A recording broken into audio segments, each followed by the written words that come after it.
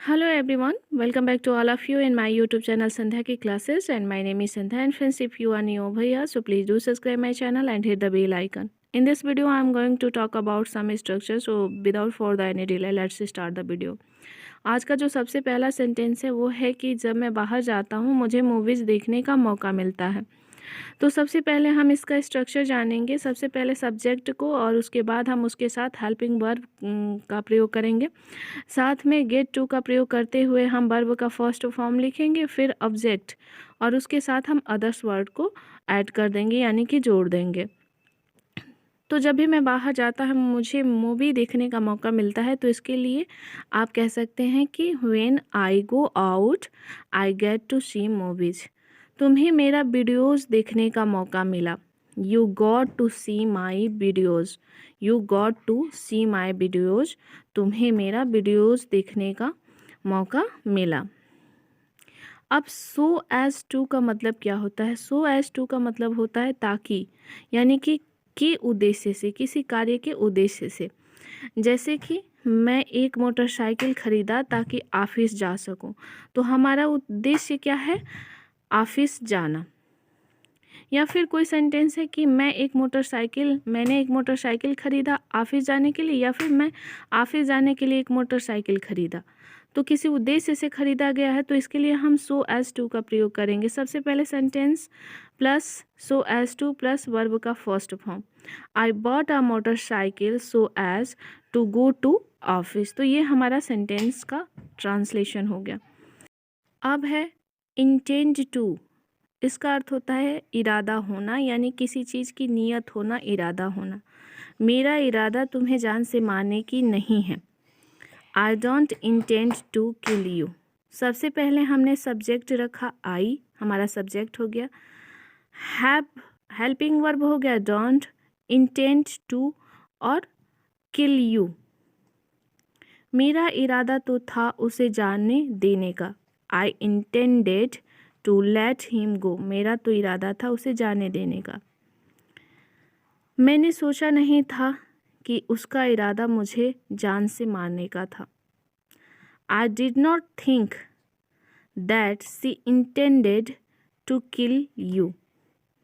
मैंने सोचा नहीं था कि उसका इरादा तुम्हें जान से मारने का था। मेरा इरादा नहीं है तुम्हें चोट पहुंचाने का। I don't intend to hurt you, यानी कि मेरा इरादा नहीं है तुम्हें चोट पहुंचाने का। हर्ट मीन्स होता है चोट पहुंचाना। तो हमने सबसे पहले सब्जेक्ट, हेल्पिंग वर्ब और साथ में इंटेंड टू का प्रयोग करते हुए वर्ब का फर्स्ट फॉर्म लगा दिया। सो स्ट्रेंजर टू का मतलब होता है अपरिचित होना। अपरिचित होना नहीं, अपरिचित होना होता है। स्ट्रक्चर सबसे पहले सब्जेक्ट प्लस हेल्पिंग वर्ब, फिर नो स्ट्रेंजर टू का प्रयोग करेंगे और उसके बाद ऑब्जेक्ट को लिख देंगे। मैं तुम्हारे करतूतों से अपरिचित नहीं हूँ। I am no stranger to your doing. कि तुम क्या कर रहे हो, इससे मैं अपरिचित नहीं हूँ, अनजान नहीं हूँ। मैं इस गाड़ी से अपरिचित नहीं हूँ। I am not a stranger to this vehicle. मैं इस गाड़ी से अपरिचित नहीं हूँ। तो नो स्ट्रेंजर टू का मतलब होता है अपरिचित होना। मे हैव टू का अर्थ होता है पढ़ सकता है या पढ़ सकती है। सबसे पहले इसमें स्ट्रक्चर लिखते हैं प्लस मे हैव टू का प्रयोग कर देते हैं और वर्ब का फर्स्ट फॉर्म लगाते हुए ऑब्जेक्ट को लिख देते हैं।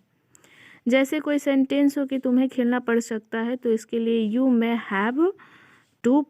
अब नेक्स्ट सेंटेंस है हमारा, मुझे यह बाइक बेचनी पड़ सकती है। I may have to sell this bike.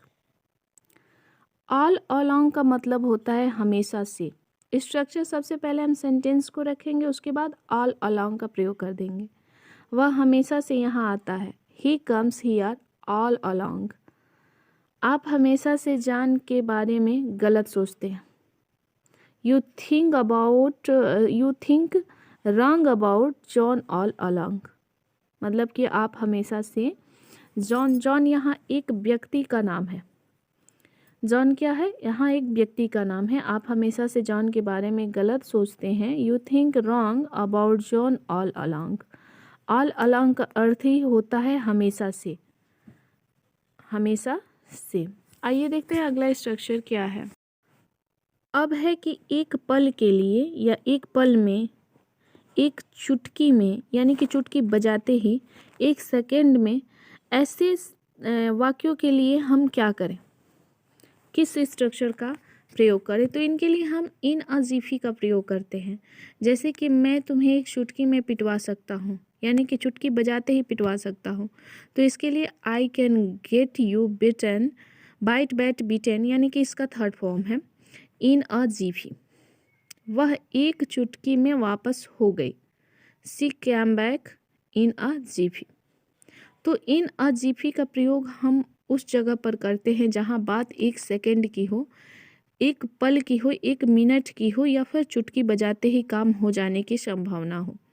तो यहाँ पर हम क्या करते हैं, इन अ जीफी का प्रयोग करते हैं। उम्मीद करती हूँ आज की वीडियो आप सबको पसंद आई होगी।